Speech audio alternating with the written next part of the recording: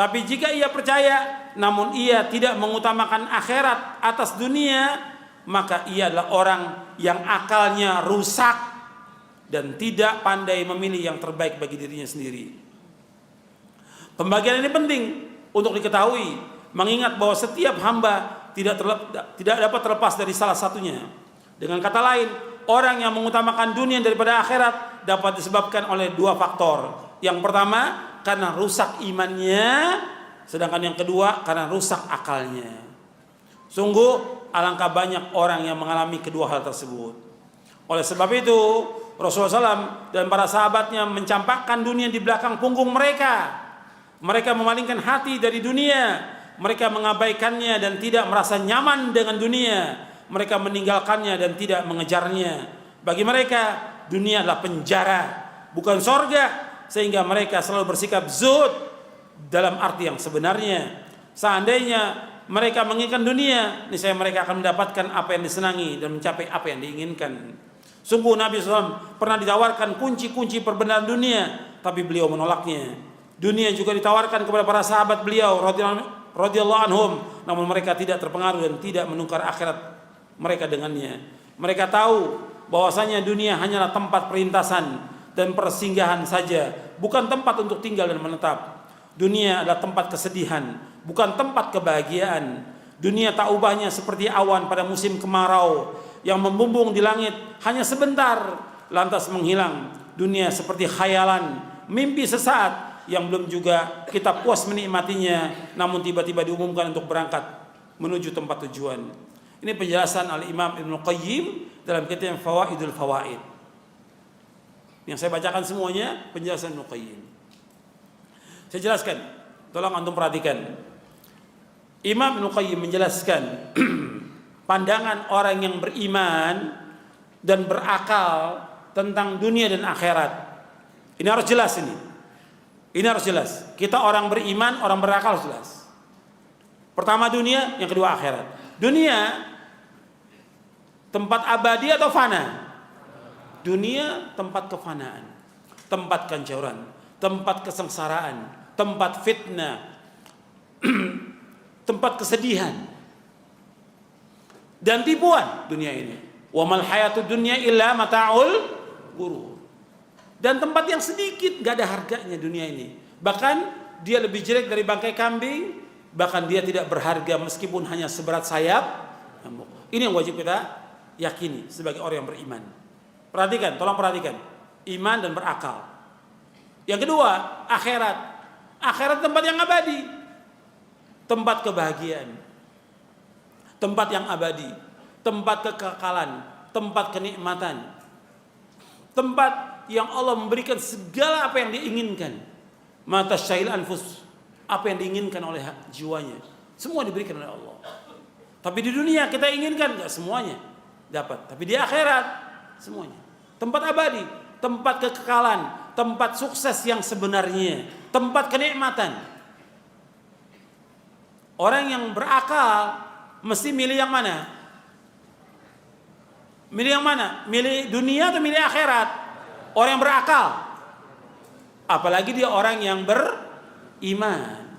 Allah menciptakan rahmat berapa? Allah ciptakan rahmat berapa? 100. Ada di buku ini. 100. Allah turunkan ke dunia ini berapa? 1. 1 ini semuanya sudah menikmati dunia ini, luar biasa. Dari miliaran manusia Allah turunkan 1. Dari miliaran manusia, miliaran binatang dan yang lainnya menikmati yang satu rahmat ini. Orang kafir menikmati yang satu rahmat ini. Orang munafik menikmati yang satu rahmat ini. Orang fasik menikmati yang satu rahmat ini. Orang beriman menikmati yang satu rahmat ini. Binatang semua menikmati yang satu rahmat ini. Semuanya menikmati satu rahmat. Yang 99 di mana? Di sorga. Kalau dia orang yang beriman dan berakal, milih yang mana? 1 atau 99? 99. Ini kalau orang yang berakal. Kalau dia umpamanya dia tidak berakal, yang dipilih yang 1. Makanya kata Ibnu Qayyim, orang yang mengejar dunia, sibuk dengan dunia, melupakan akhirat adalah orang yang akalnya idiot. Idiot akalnya itu. Alias apa? Gila. Maka orang menyebutkan gila dengan dunia. Terfitnah. Orang mesti kalau berpikir, berakal, pilih akhirat. Sama seperti saya contohkan sholat berjamaah bagi laki-laki. Berapa keutamaannya? 27. Kalau di rumah berapa? 1. Tapi kalau kita lihat, orang pilih yang mana? Pilih yang 1. Karena di tempat kerjanya sedikit dia sendirian sholat, nggak mau dia ke musola, nggak mau ke masjid. Nah kalau kita pakai hitungan dunia, sekarang pakai hitungan dunia, kerja di 2 pabrik, satu gajinya 1 juta, satu 20 juta, 27 juta. Yang mana yang dipilih? 27. Kalau dia pilih yang 1 juta, kata teman-temannya gimana? Apa kata temannya? Kamu apa? Gila kata temannya. Kok kerjaannya sama, waktunya sama, ini 1 juta, ini 27 juta. Dipilih yang 1 juta. Temennya semua keluarga bilang, kamu ini gila. Gitu. Iya enggak? Tapi ketika sholat berjamaah, dia nggak berjamaah, nggak ada yang bilang gila. Iya. Sekarang kita kembali kepada dunia dan akhirat. Akhirat cuma 1 rahmat. Allah kasih. Semuanya berkasih sayang. Semuanya. Hatta orang kafir.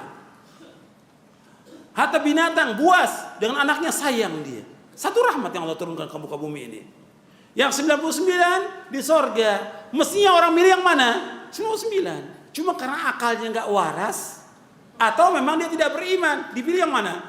Yang 1. Makanya saya sebutkan di buku ini judulnya, di bab ini, pandangan orang yang beriman dan berakal tentang dunia dan akhirat. Beriman dan berakal. Maksudnya kalau dia beriman, dia akan pilih apa? Pilih mana? Akhirat, bukan dunia. Dunia ini seperti orang berteduh di bawah pohon, kata Nabi SAW. Mali wali dunia ma'ana wad dunia inna mathali wa mathal dunia kamathal raqibin dhalla tahta syajaratin thumma raha wa tarakaha. Apakah artinya dunia ini bagiku? Apa urusanku dengan dunia? Sesungguhnya perumpamanku dengan perumpamaan dunia ini adalah seperti pengendara yang berteduh di bawah pohon, istirahat sesaat kemudian meninggalkannya. Hadis ini hasan sahih dari Imam Ahmad, Tirmidzi dan lain. Jadi orang di dunia ini seperti apa? Berteduh di bawah apa? Pohon. Orang berteduh di bawah pohon nggak mungkin sampai bertahun-tahun. Sebentar ditinggalkan. Kita dunia ini cuma sebentar. Yang abadi di mana? Di akhirat. Tinggal dia pilih apa? Neraka atau surga. Orang yang beriman mesti pilih surga. Dia berkejar melakukan amal-amal soleh untuk masuk dalam surga. Karena dunia ini sedikit nggak ada artinya. Allah menyebutkan dalam Al-Quran, Anda melihat, ya, di halaman 64, halaman 65, Allah berfirman dalam surah Al-Qasas ayat 60, "Wa ma utitu min syai'in famata'ul hayatid dunya wa zinatuha wa ma 'indallahi khairu wa abqa afala ta'qilun." Dan apa saja kekayaan, jabatan, keturunan, harta dan yang lainnya yang diberikan kepada kalian, itu kesenangan hidup duniawi dan perhiasannya. Sedang apa yang di sisi Allah lebih baik dan lebih kekal, tidaklah kamu mengerti. Jadi dunia ini sedikit. Dunia ini tempat main-main. Untuk lihat lagi di halaman 32, di halaman 64. Wa mal hayatud dunya illa la'ibun wa lahun walad darul akhiratu khairul ladzina taqun afala ta'qilun. Dan kehidupan dunia ini hanyalah permainan dan senda gurau, sedangkan negeri akhirat sungguh lebih baik bagi orang-orang yang bertakwa. Tidaklah kamu berakal? Afala ta'qilun. Allah menyebutkan kalimat apakah kalian tidak berakal? 2 di surah Al-An'am ayat 32 dan surah Al-Qasas ayat 60. Disuruh kita berpikir. Dunia ini tempat senda gurau, tempat bermain dunia ini. Sedangkan akhirat tempat yang abadi. Makanya kita nggak boleh main-main dalam kita ibadah kepada Allah Subhanahu wa taala. Harus serius. Harus serius, bukan main-main. Banyak orang menjadikan agama ini sebagai tempat permainan. Nggak boleh. Harus serius ke dalam kita beragama ini. Nggak bisa main-main. Dan harus terus dalam kita ibadah kepada Allah. Nggak bisa orang ibadah kalau ntar dia ibadah, ntar ditinggalkan, ntar dia ibadah, ditinggalkan. Ini main-main namanya.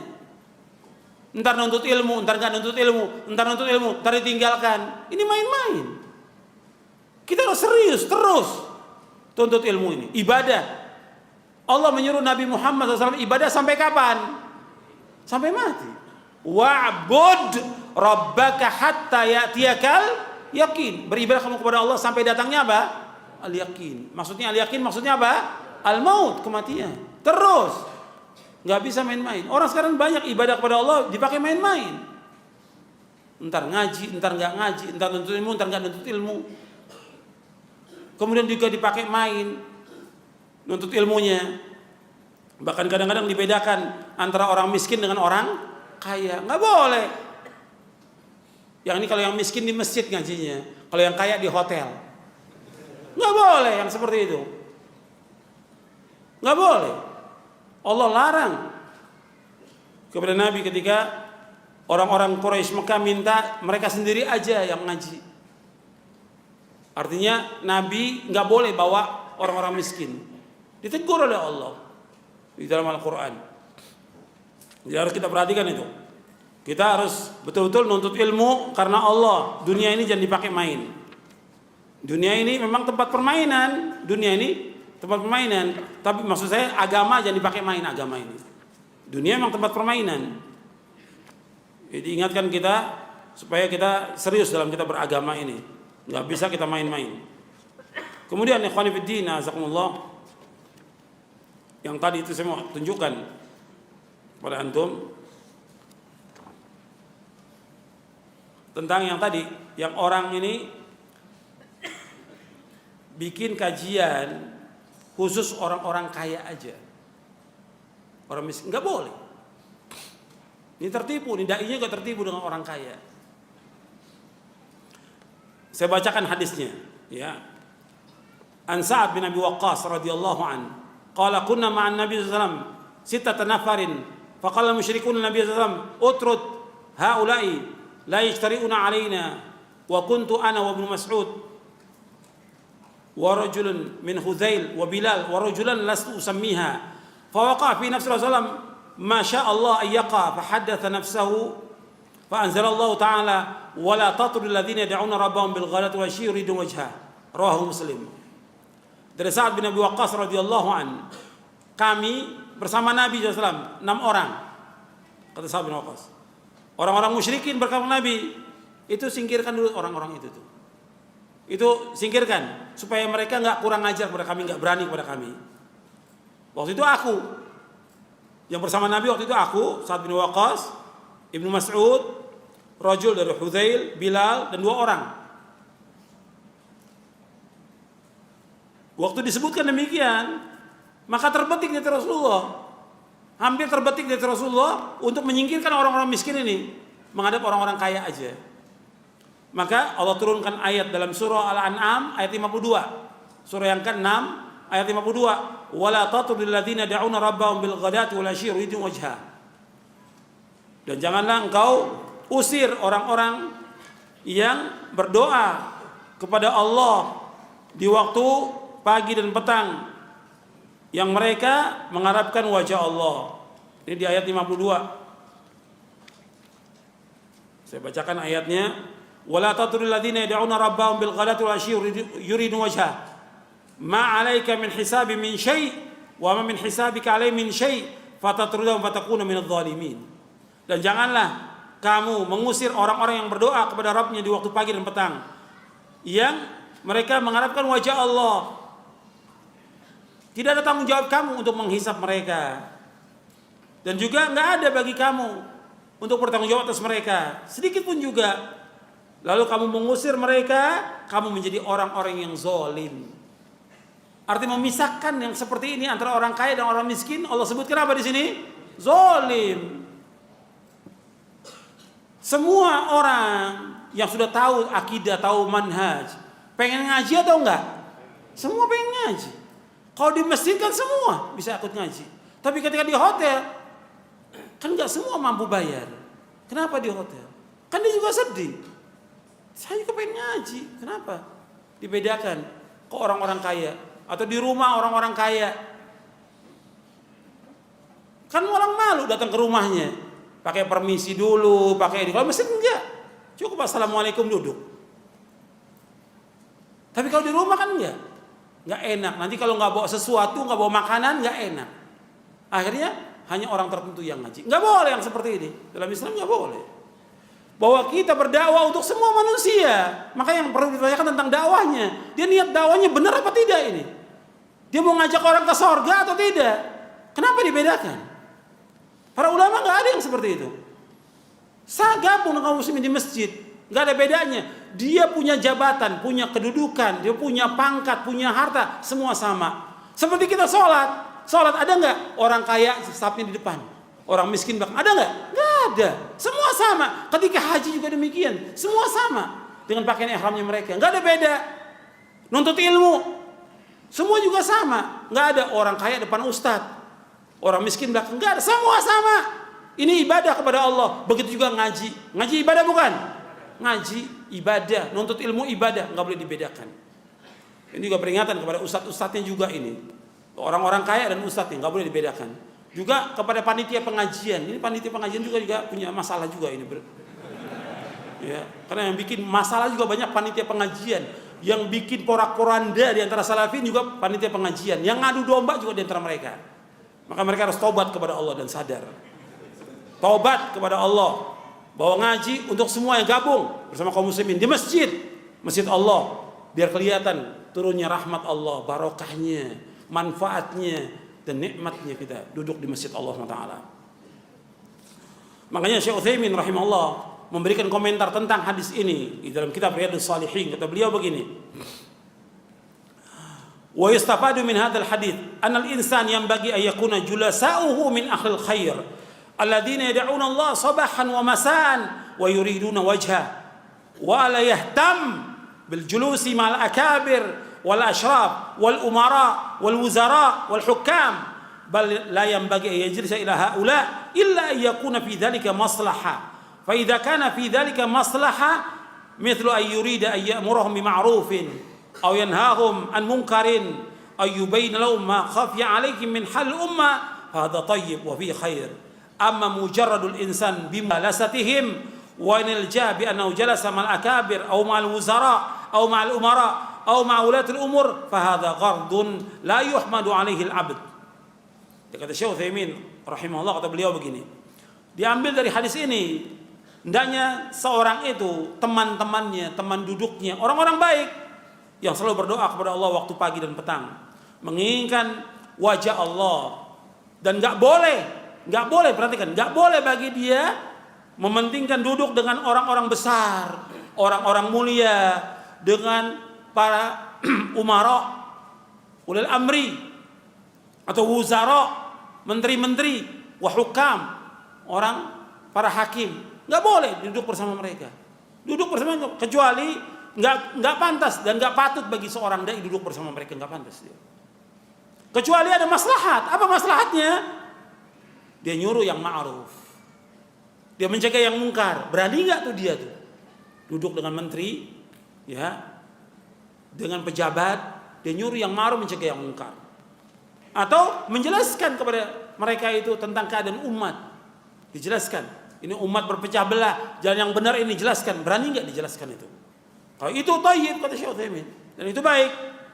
Adapun seseorang itu sengaja duduk dengan mereka untuk mendapatkan kemuliaan dengan duduk dengan mereka, bahwa dia duduk bersama orang-orang besar, menteri, atau penguasa, atau juga yang lainnya, maka ini tujuan yang tidak dipuji seorang hamba, sama sekali tidak dipuji.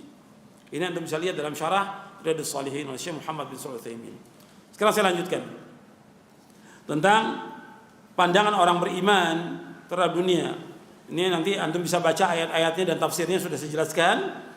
Surah Yunus ayat 24, kemudian juga surah Al-Kahfi ayat 45, 46. Allah sudah menjadikan perumpamaan di surah Al-Kahfi ini. Antum lihat, ini sering dibaca setiap hari Jumat. Antum lihat di surah Al-Kahfi ayat 45, 46 Allah berfirman, "Wadrib lahum mathalan hayatid dunya kama'in anzalna minas sama' fakhtalata bi nabatul ardi fa asbaha hashiman tadruhu riyah wa kana Allah ala kulli syai'in muqtadira." Al-mal wal banun zinatul hayatid dunya wal baqiyatus salihatu khairun li rabbika thawaban wa khairun amala.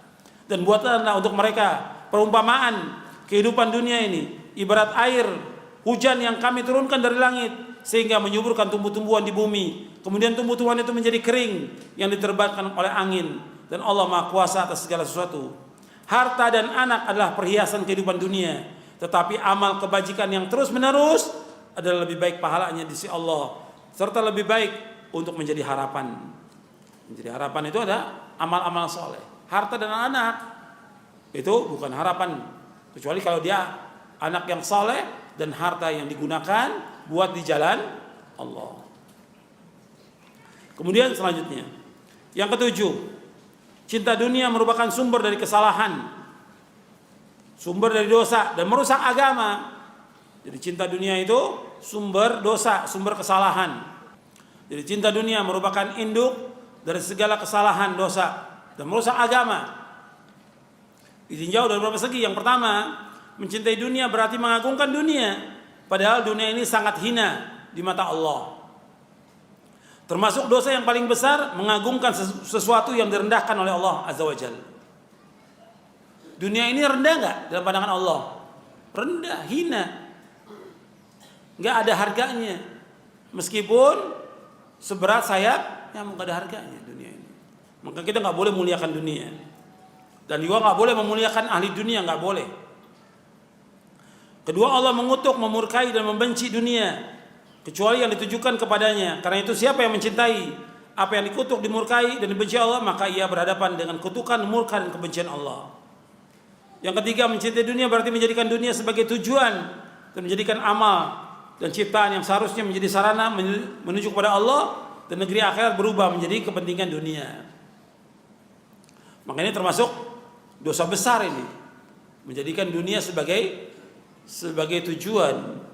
Bahkan Syekh Muhammad bin Abdul Wahhab rahimahullah dalam kitab Tauhid memasukkan bahwa ini termasuk kesyirikan. Setelah beliau membawakan bab riya dalam kitab Tauhid, beliau membawakan bahwa minasyirki iradatul insan bi amalihi dunia. Termasuk syirik orang itu beramal untuk tujuan dunia. Ini enggak boleh. Dia beramal soleh tujuannya untuk mendapatkan sesuatu dari dunia. Saya ambil contoh, ya. Nuntut ilmu, orang belajar, yang mesti belajarnya karena Allah, tapi belajarnya ingin dapat duit. Itu tujuan apa ini? Dunia. Apa akibatnya? Kata Nabi SAW, man ta'allama ilman mimma yubtagha bihi wajhullah la yata'allamu illa liyusiba bi aradna dunya lam yajid arfal jannati yaumal qiyamah. Barang siapa yang nuntut ilmu yang mestinya karena Allah dia nuntut ilmu, tapi dia nuntut ilmu bukan karena Allah, ingin sedikit dari dunia, ingin dapat sedikit dari dunia, maka dia tidak akan mencium aroma surga pada hari kiamat. Hadis ini sahih. Imam Ahmad, Tirmidzi dan yang lainnya. Jadi dia harus niatnya karena Allah, nuntut ilmu karena Allah. Begitu juga ketika dia mengajarkan ilmu harus karena Allah, jangan mengharapkan dunia. Ibadah, dia sholat karena Allah, jangan mengharapkan dunia. Jadi itu ingat. Maka termasuk kata Syekh Muhammad bin Wahab, yaitu minasyirki iradatul insan bi amali dunia. Termasuk syirik seseorang beramal tujuannya dunia. Nanti antum baca itu. Dan semua yang hadir ini harus belajar, harus baca kitab Tauhid yang ditulis oleh Syekh Muhammad bin Abdul Wahhab rahimahullah. Sudah terjemahannya, juga sudah ada syarahnya, antum baca. Dan guru-guru juga ustaz-ustaz ngajar itu kitab Tauhid. Dan dia harus paham. Karena penting sekali, itu dasar dalam kita beragama, Tauhid. Karena dakwanya para nabi, dakwah Tauhid. Kemudian Allah menyebutkan dalam Al-Quran, jadi sini orang yang tujuan hidupnya dunia, menjadikan wasilah sarana sebagai tujuan, menjadikan amal akhirat sebagai alat untuk menggapai dunia. Perhatikan tuh, menjadikan amal akhirat sebagai alat untuk menggapai dunia, nggak boleh. Nuntut ilmu untuk akhirat, amal akhirat, sholat amal akhirat, mengajar amal akhirat, berdakwah, tujuannya untuk akhirat, jangan tujuan untuk dunia. Jangan untuk memperkaya diri, nggak boleh. Ini adalah keburukan yang terbalik dari semua sisi. Juga berarti membalik sesuatu pada posisi yang benar-benar terbalik. Ini sesuai sekali dengan firman Allah Ta'ala dalam surah Hud ayat 15-16. Allah berfirman, Man kana yuridul hayatad dunya wa zinataha nuwaffi ilaihim a'malahum fiha wa hum fiha la yubkhasun. Ulaika alladziina laysa lahum fil akhirati illa an-nar wa habita ma sana'u fiha wa batilu ma kanu ya'malun.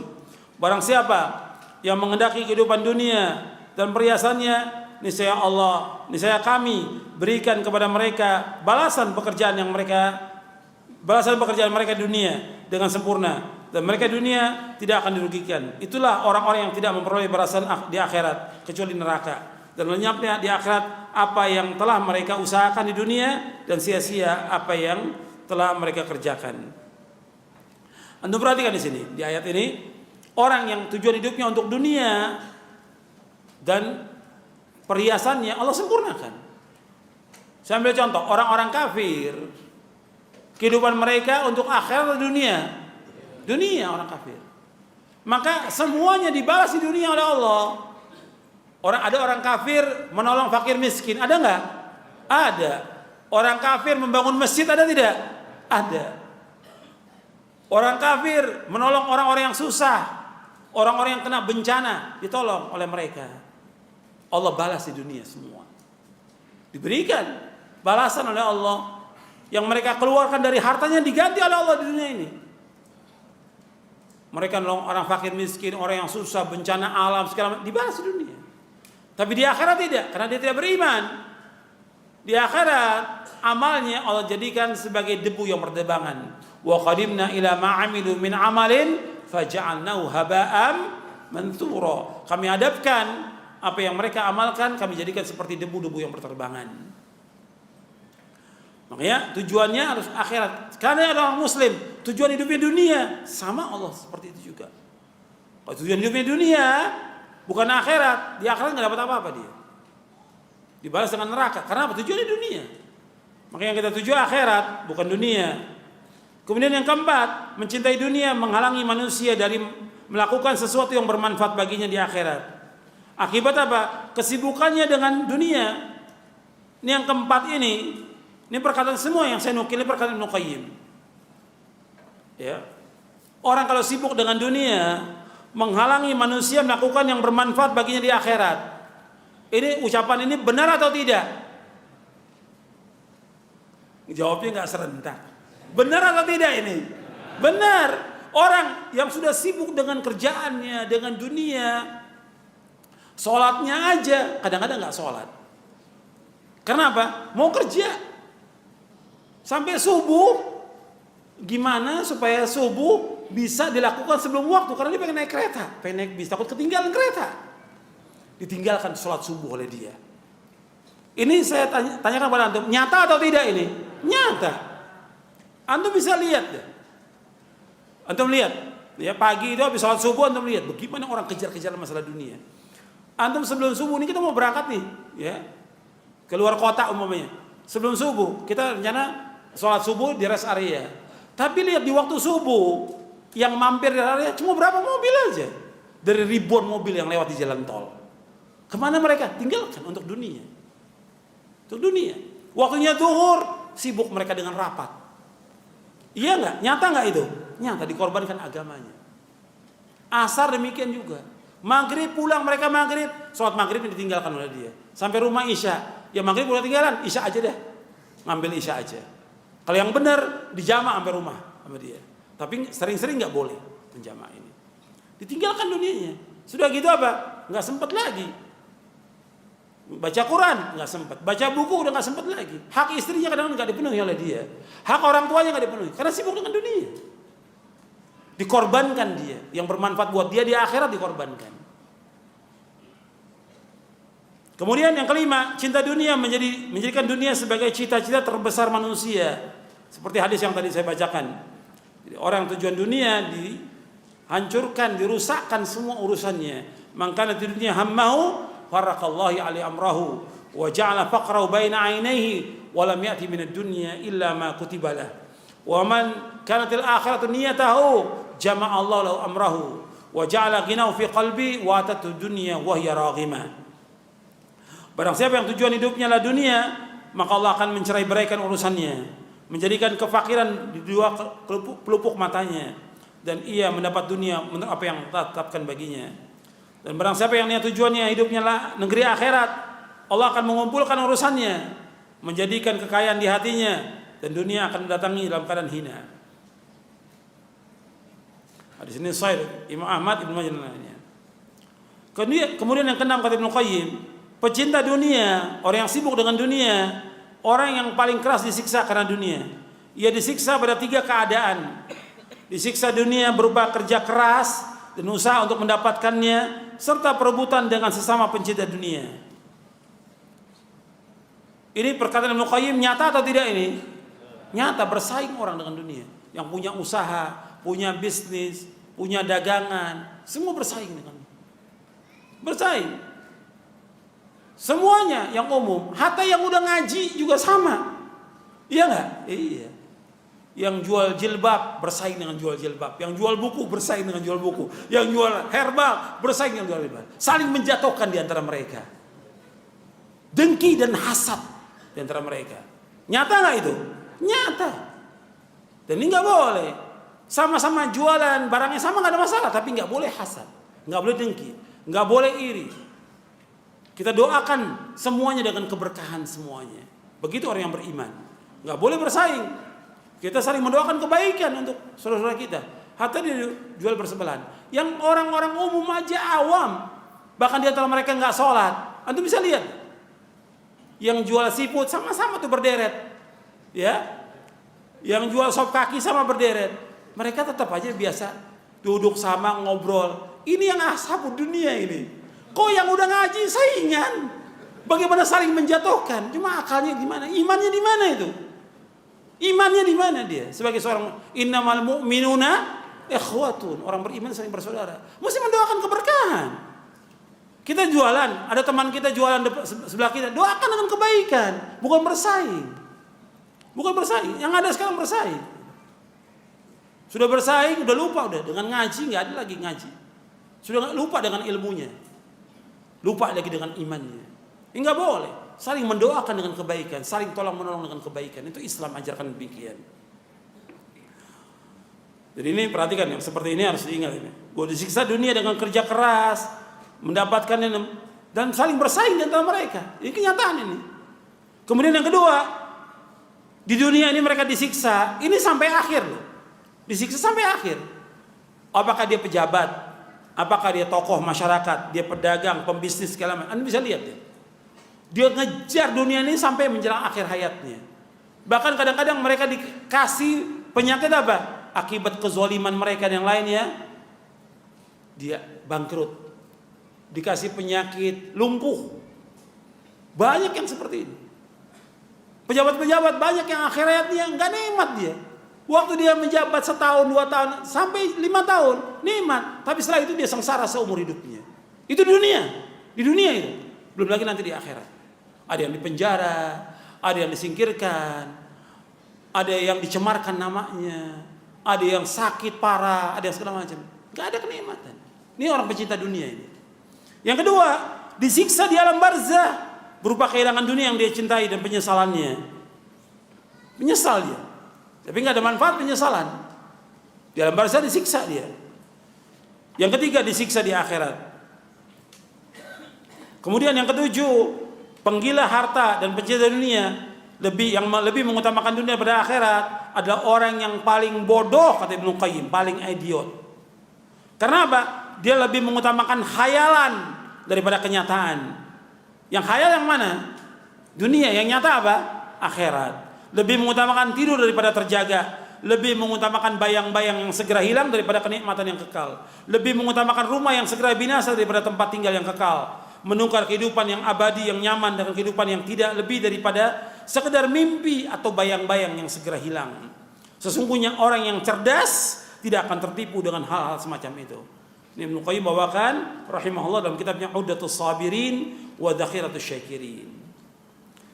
Kemudian Ibnu Qayyim juga mengatakan dalam kitabnya yang lain, dalam kitabnya Ighathatul Lahafan min Masaidi Syaitan, beliau mengatakan muhibbud dunya la yanfaqu min thalathin, hamun lazim wa ta'abun daim wa hasratun la tanqadi. Pecinta dunia tidak akan terlepas dari 3 hal: kesedihan, kegelisahan yang terus-menerus, yang kedua kecapean, keletihan yang berkelanjutan, dan yang ketiga penyesalan yang tidak pernah berhenti.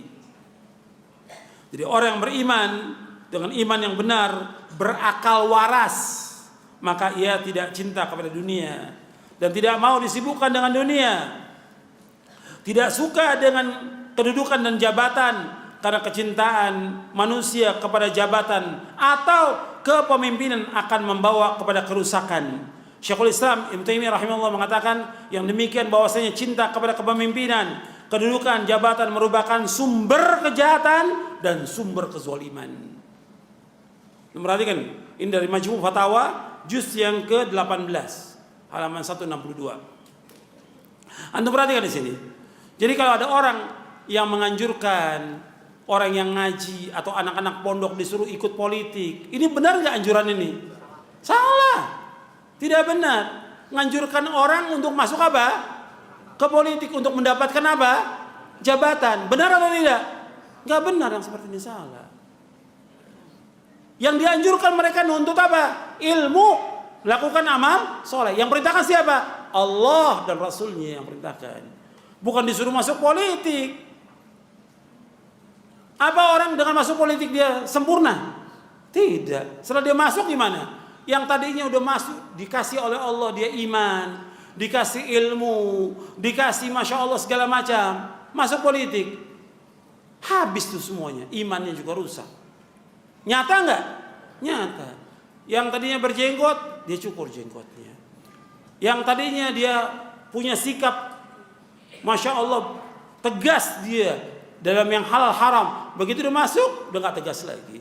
Yang tadinya dia barok pada orang kafir, nggak barok lagi pada orang kafir. Jadi teman dekat dia. Yang penting bagi dia nggak ada musuh yang abadi. Bagi orang politik nggak ada musuh yang abadi. Yang ada apa? Kepentingan yang abadi. Nggak ada musuh abadi. Dan nggak ada teman yang abadi. Dalam politik yang ada apa? Kepentingan yang abadi. Kalau ini penting, hatta tadinya teman yang baik bagi dia, disingkirkan sama dia. Kenapa? Nggak menguntungkan. Dicari sama dia yang menguntungkan dia. Ini rusak atau tidak ini? Rusak. Yang Nabi khawatirkan kepada sahabat yang mulia Abu Dzar apa? Apa? Jabatan. Abu Dzar termasuk minas sabiqinal awwalin yang dijamin dengan sorga. Tapi ketika dia minta kedudukan, apa kata Nabi? Ya Abu Dzar innaka dha'if wa innaha amanah wa innaha yaumal qiyamati khizyun wa nadama illa man akhadha bihaqqi wa adda alladhi alayhi fiha. Kata Nabi kepada Abu Dzar, wahai Abu, engkau lemah. Ini amanah. Amanah ini. Jabatan kedudukan ini amanah. Kemudian nanti di hari kiamat akan menjadi penyesalan dan kehinaan di hari kiamat. Kecuali orang yang mengambilnya dengan haknya dan dia tunaikan dengan benar. Tapi yang segini, yang seperti ini, sedikit yang bisa tunaikan dengan benar. Yang lain, dia terbawa. Makanya itu kata Syekhul Islam Ibnu Taimiyah bahwa cinta kepada kepemimpinan, kedudukan, jabatan merupakan sumber apa? Sumber kejahatan dan sumber kezaliman. Dan kenyataan seperti itu. Jadi untuk perhatikan itu. Bahkan kalau nasihatnya para ulama, nasihatnya Syekh Albani apa? Minas siyasatil an tarku as-siyasa. Termasuk politik pada zaman sekarang ini meninggalkan politik. Itu nasihat Syekh Albani. Kita dengar nasihat Syekh Albani atau dengar orang politik yang memberikan nasihat? Syekh Albani, Al-Imam, Al-Allama, Al-Muhaddith, Syekh Muhammad Nasr Albani rahimahullah. Beliau sebagai orang alim, ahli hadis pada abad yang ke-20 ini, Syekh Albani, yang kitabnya ratusan jilid sudah, Syekh Albani. Dia menasihati kita, termasuk politik sekarang ini meninggalkan apa? Politik. Artinya termasuk politik syar'i meninggalkan politik yang tidak syar'i. Politik yang ada ini, yang ada di Indonesia, syar'i atau tidak syar'i? Tidak syar'i. Tidak syar'i. Makanya jangan menganjurkan orang masuk politik. Jangan masukkan orang ke lubang apa? kelobang biawak, kelobang buaya. Nggak politik ini. Jangan rusak. Ajak orang ke sorga dengan apa? Nuntut ilmu, lakukan amal soleh, berbakti pada orang tua, jalankan agama, amanah, jalankan ini dengan baik. Agama ini amanah, gitu. Bukan dianjurkan politik. Kemudian, ikhwan fillah, azakumullah. Ini banyak yang saya akan lanjutkan di sini berkaitan dengan kehidupan Nabi Muhammad SAW. Contoh teladan kita. Bab dunia ini banyak merusak. Kita disuruh hidup seperti orang asing atau orang musafir. Ya, kun fid dunya kana gharibun aw 'abirus sabil wa 'uddad nafsaka min ahlil kubur. Hendaklah kamu hidup seperti orang asing atau orang dalam perjalanan dan hitung dirimu termasuk orang yang pasti mati, kata Nabi. Jadi kita ini di dunia ini orang asing. Allah menciptakan Adam di mana? Di sorga dengan kedua tangannya. Itu tempat tinggal orang yang beriman di sorga. Di dunia dia sebagai orang asing yang mesti dia akan kembali. Dia akan rindu kepada tempatnya. Yang kedua seperti musafir. Kita ini sekarang sedang berjalan menuju kepada Allah. Kita sedang berjalan kepada Allah dan kita pasti akan kembali kepada Allah. Maka kita harus siapkan bekal. Bekalnya apa? Bekalnya rumah, mobil, atau apa bekalnya? Bekalnya ketakwaan kepada Allah dengan melakukan amal-amal ketaatan, amal-amal soleh, menjauhkan maksiat. Itu bekalnya. Kemudian pastikan dirimu termasuk orang yang pasti mati. Kita ini semua pasti mati. Wa'uddan nafsakan. Kalau kita udah tahu bahwa kita pasti mati, siapkan bekal atau tidak? Mesti siapkan bekal. Maka Nabi mengatakan bahwa kita disuruh untuk banyak mengingat apa? Kematian. Akthiru dzikra hadhimil ladzat. Hendaklah kalian mengingat pemotong kelezatan kematian. Kemudian Ali bin Abi Thalib radhiyallahu memberikan nasihat kepada kita semuanya. Anda perhatikan di halaman 83. Kata Ali bin Abi Thalib radhiyallahu ta'ala anhu, kata beliau, irtahalatid dunya mudbiratan wartalatil akhiratu muqbilatan wa likulli wahidatin minhuma banun fakunu min abna'il akhirah wa la takunu min abna'id dunya fa innal yawma 'amalun wa la hisab wa ghadan hisabun wa la 'amal. Sesungguhnya dunia akan pergi meninggalkan kita, sedangkan akhirat pasti akan datang. Masing-masing dari dunia akhirat memiliki anak-anak. Karenanya adalah kalian menjadi anak-anak akhirat dan jangan menjadi anak-anak dunia. Karena hari inilah amal tanpa hisab, sedangkan kelak adalah hisab tanpa amal. Ini diriwayatkan Imam Bukhari dalam Kitabur Riqaq. Kata Ali bin Abi Thalib radhiyallahu anhu, "Kunu min abna'il akhirah wa la takunu min abna'id dunya." Hendaklah kalian menjadi anak-anak akhirat, jangan jadi anak dunia. Ada kalian sibuk dengan amal-amal akhirat, bukan dengan dunia. Kita kan menyibukkan diri mengumpulkan segala macam ini di rumah kita, bukan kebutuhan yang primer, kebutuhan yang kadang-kadang kita nggak perlu kita kumpulkan di rumah kita, hiasi rumah dengan segala macam. Padahal kalau uang itu digunakan buat sedekah, manfaat atau tidak? Manfaat. Makanya kita jadi dunia jadi orang asing dan harus bersikap zuhud kepada dunia ini. Karena kalau kita lihat nasihat Nabi kepada sahabat ini demikian semuanya. Sampai Nabi memberikan nasihat kepada Salman Al-Farisi. Kata Nabi, "Innama yakfi adakum minad dunya kazadir raqib." Untuk lihat di halaman 85. Sungguhnya cukup bagi kalian dunia ini seperti bekal orang yang dalam perjalanan. Hadis ini sahih dari Abu Ya'la dan Tabrani dan Mu'jamul Kabir. Kazadir raqib. Dalam kamu dunia ini seperti orang perbekalan kamu seperti orang naik kendaraan. Kita ini mau safar keluar kota. Naik mobil kita, safar keluar kota. Di mobil kita tentu kita bawa yang seperlunya untuk kita makan di jalan. Dan juga uang yang kita perlukan dalam perjalanan. Enggak semuanya kan kita bawa.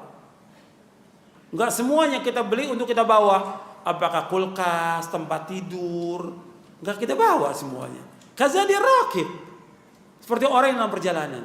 Jadi sedikit aja yang kita bawa. Begitu kehidupan dunia ini. Dan Nabi dan para sahabat mencontohkan demikian. Tidak menumpuk-numpuk harta. Makanya saya akan jelaskan di sini tentang kehidupan Rasulullah SAW. Bahwa Rasulullah SAW kehidupannya sederhana. Beliau.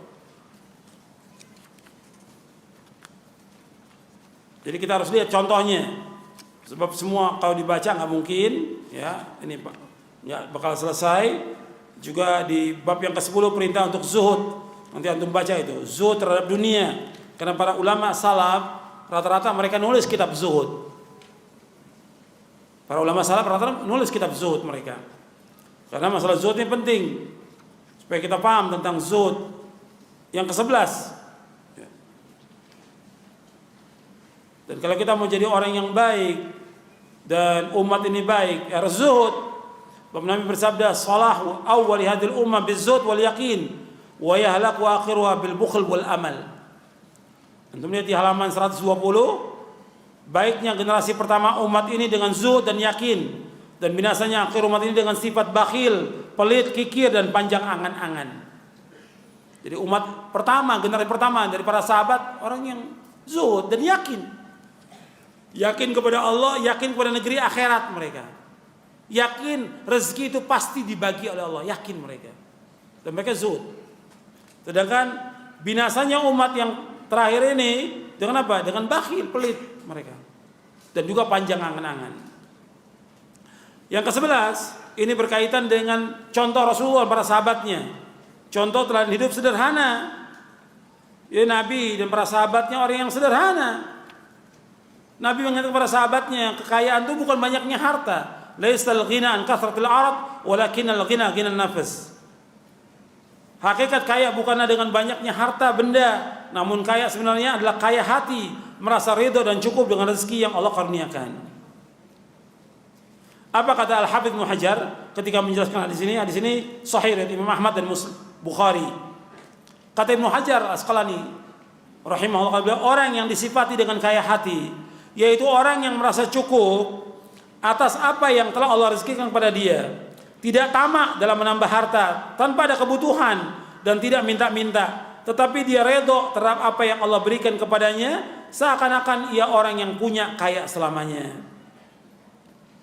Sedangkan orang yang sifati dengan miskin hati, yaitu lawannya, tidak merasa cukup atas apa yang Allah beri kepadanya, bahkan ia selalu minta lebih dengan segala apa yang mungkin dilakukan. Lalu jika ia tidak dapat apa yang diminta, lantas bersedih dan menyesal, seakan-akan ia orang fakir harta dan tidak kaya, karena tidak merasa cukup dengan apa yang Allah beri. Jadi kekayaan hati tumbuh dari sikap ridho kepada takdir Allah dan tunduk terhadap perintah-perintah Allah, karena mengetahui apa yang di sisi Allah itulah yang lebih baik dan lebih bekal, dan ia berpaling dari meminta-minta. Ini penjelasannya di dalam kitab Fathul Bari Syarah Sahih Bukhari di juz yang ke-11. Dan untuk melihat ini. Jadi Nabi dan para sahabatnya orang yang sederhana hidupnya. Bahkan Nabi meminta kepada Allah diberikan hanya cuma makanan aja. Cukup dengan makanan pokok aja. Penghilang rasa lapar. Tidak pengen kendaraan yang mewah, perhiasan, enggak, Nabi enggak pengen itu. Bahkan di sini disebutkan bahwa Nabi dikasih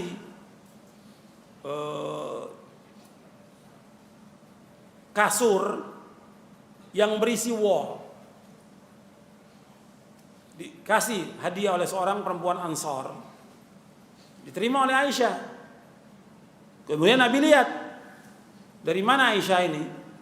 Dari perempuan Ansar. Kata Nabi, ruddi, balikan dia, kembalikan dia. Awalnya nggak mau Aisyah, kata Nabi kembalikan dia.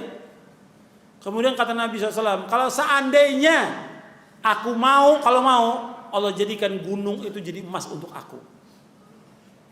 Untuk lihat tuh hadisnya di halaman 125. Kata Nabi, ruddi ya Aisyah, ruddihi, fa wallahi law syi'tu la ajrallahu ma'i jibal adz-dzahab wal fiddah. Kata Nabi, kembalikan wahai Aisyah, kembalikan. Demi Allah, seandainya aku mau, maka Allah akan menjalankan gunung emas dan perak bersamaku. Dikasih Nabi. Gunung emas dan perak untuk Nabi semuanya dikasih. Nabi nggak mau. Kok Nabi mau dikasih? Jadi yang antum harus lihat itu, adalah bagaimana contoh Rasulullah SAW. Makanya ketika Nabi SAW bangun tidur, terlihat itu. Kalau orang tidur di tikar itu kan kelihatan bekasnya, bekas tikar itu. Umar begitu melihat nangis Umar. Ya Rasulullah, Persia Romawi, kerajaan Persia Romawi, betapa hebatnya penguasanya, rajanya itu, dengan segala macam fasilitas yang dia miliki. Engkau seperti ini. Apa jawabannya? Antum lihat. Di halaman 126. Kata Nabi, "Ama tarda an takuna lahumud dunya wa lana al-akhirah." Kata Nabi kepada Umar ketika Umar melihat, Umar menangis bekas tikar. Apa kata Nabi kepada Umar? Tidaklah engkau ridho jika dunia untuk mereka, orang-orang kafir, dan akhirat untuk kita. Biar dunia mereka untuk mereka, akhirat buat kita. Dunia sebentar, gak lama. Kita hidup di dunia berapa hari? Berapa hari kita hidup di dunia? Setengah hari, kata Allah dalam Al-Quran. Setengah hari kita hidup di dunia. Sedangkan akhirat gak terhitung sudah. Berjuta-juta tahun kita di akhirat. Berjuta-juta tahun di akhirat. Abadi. Orang yang berakal dan beriman milihnya akhirat, bukan dunia. Makanya ketika dikabarkan demikian tentang kekayaannya orang Romawi, Persia, apa kata Nabi tentang kekayaan orang kafir? Ulaika qaumun ujjat lahum thayyibatun fil hayatid dunya. Mereka adalah kaum yang disegerakan untuk mereka kenikmatan, kesenangan dalam kehidupan dunia ini. Disegerakan. Tapi di akhirat mereka dapat enggak? Ya, makanya ikhwan fillah, azakumullah, kita jangan tertipu dengan mereka. Orang fakir yang taat kepada Allah, yang takwa kepada Allah, fakir, nggak punya apa-apa, lebih baik dari semua yang ada di muka bumi ini. Antum lihat hadisnya. Halaman 128, 129.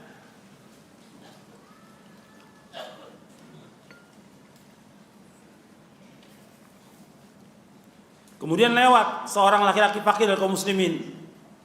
Maka Rasulullah bertanya kepada para sahabat, bagaimana pendapat kalian tentang orang fakir yang lewat tadi?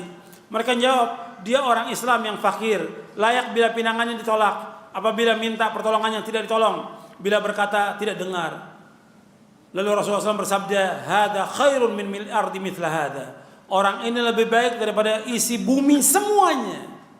Ini hadis sahih dari Bukhari. Orang fakir yang taat kepada Allah, yang ruku dan sujud, berdoa, berzikir kepada Allah, lebih baik daripada semua yang ada di muka bumi ini.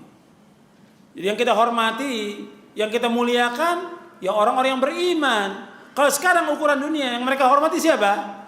Orang kaya, orang yang punya harta banyak, punya kekayaan, punya jabatan, punya kedudukan, dia tunduk. Ini semua fana. Ketika dia bangkrut, kekayaannya dihormati enggak? Tidak. Ketika dia jabatannya bukan lagi punya jabatan, gimana dia? Pensiun. Dia pensiun, dihormati enggak? Enggak dihormati lagi. Kalau dia sudah pensiun, sudah purnawirawan atau yang lain, dihormati enggak? Enggak, udah enggak punya jabatan dia. Tapi ingat, kalau dia orang yang taat, orang yang berilmu, tetap akan dihormati. Tetap akan dihormati. Orang yang berilmu meskipun dia fakir miskin tetap dihormati dan dimuliakan oleh Allah di dunia dan dimuliakan di akhirat.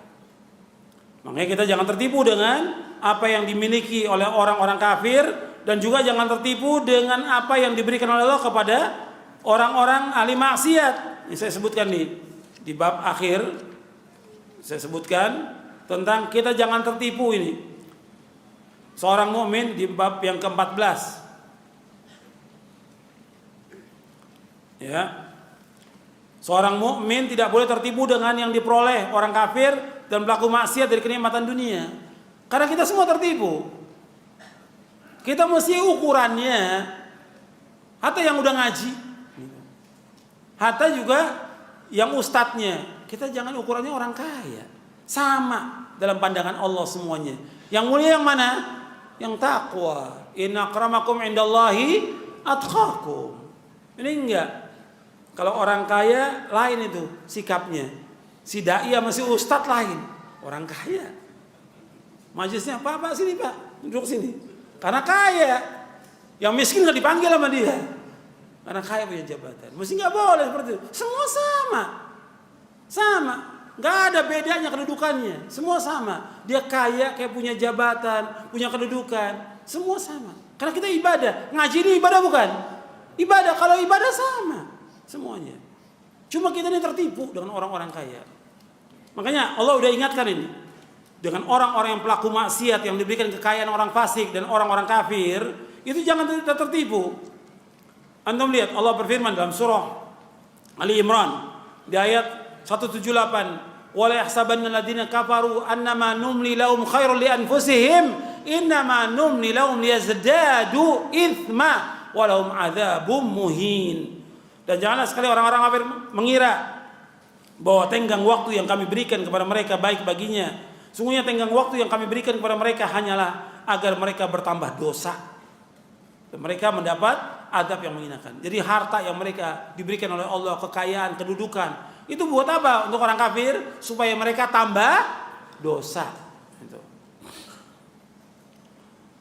Allah juga menyebutkan ayahsabuna annama numidum bihi mimman wa banin nusaran bil khairati bal yash'urun. Apakah mereka orang kafir mengira bahwa kami memberikan harta dan anak kepada mereka itu berarti bahwa kami segera memberikan kebaikan kepada mereka? Tidak benar demikian. Tetapi mereka tidak menyadarinya.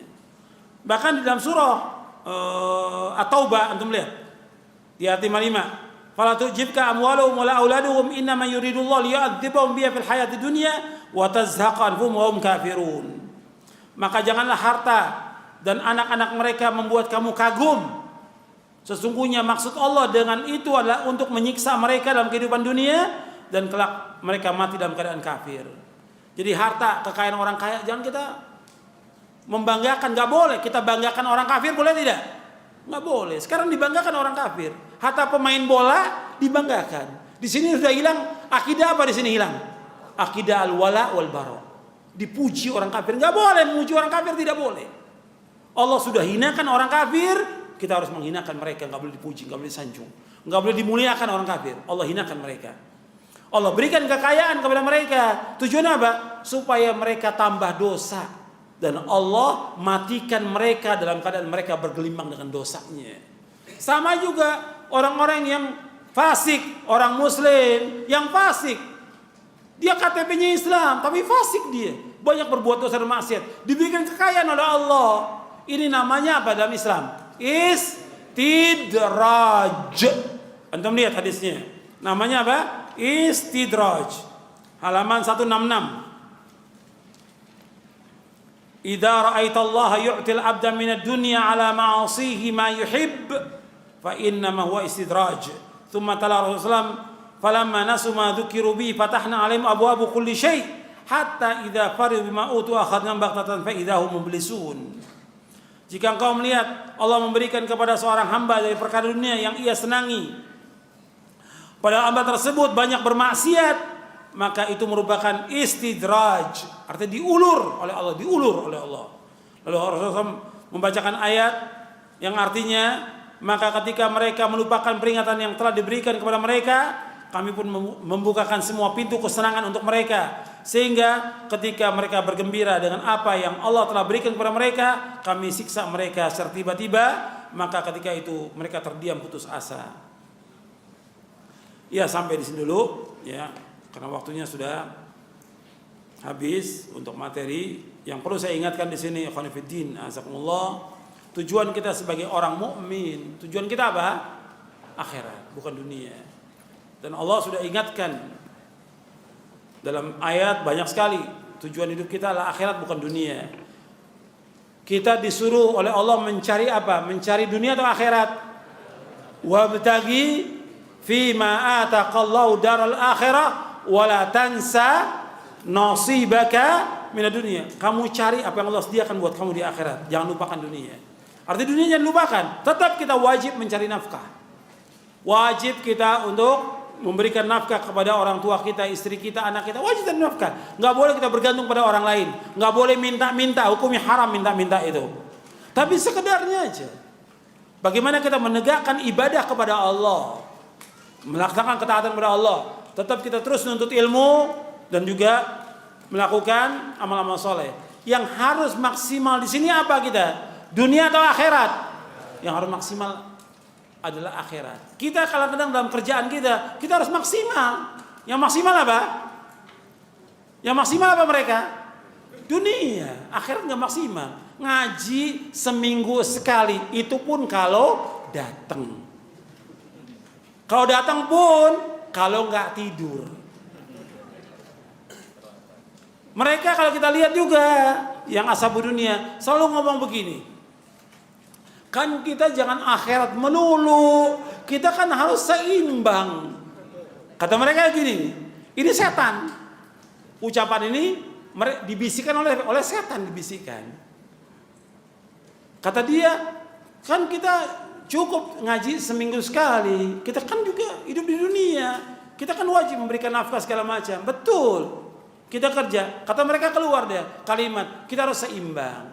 Nah, kalau mau seimbang, kita tanya jujur, kamu kerja berapa jam dalam sehari? 8 jam. Kalau 8 jam, kalau mau seimbang, ngaji juga 8 jam mestinya. Itu baru seimbang. Ternyata kan gak seimbang. Ngajinya seminggu sekali, itu pun kalau datang. Kalau gak tidur, kalau gak terlambat. Jadi kalau seimbang, mesti kalau 8 jam kerja, mestinya 8 jam ngaji. 1 jam buat sholat, 10 menit sholatnya. Satu sholat. Tapi kelihatannya sholatnya cepet mereka ini. Gak ada tumanina sama sekali. Ini ashabu dunia ini. Gak ada tumanina. Rukunya, sujudnya gak ada tumanina. Kemudian baca Quran. Baru selembar, udah ngantuk matanya. Baru selembar. Selembar itu sampai gak 1 jam? Gak sampai, cuma 5 menit baca Qurannya. Mesti adil mereka kalau seimbang baca Quran 1 jam dong. Kemudian lagi yang lain, ngaji, nuntut ilmu. Kemudian juga yang lain lagi, amal-amal soleh yang lain. Harus seimbang 8 jam mestinya. Tidur 8 jam.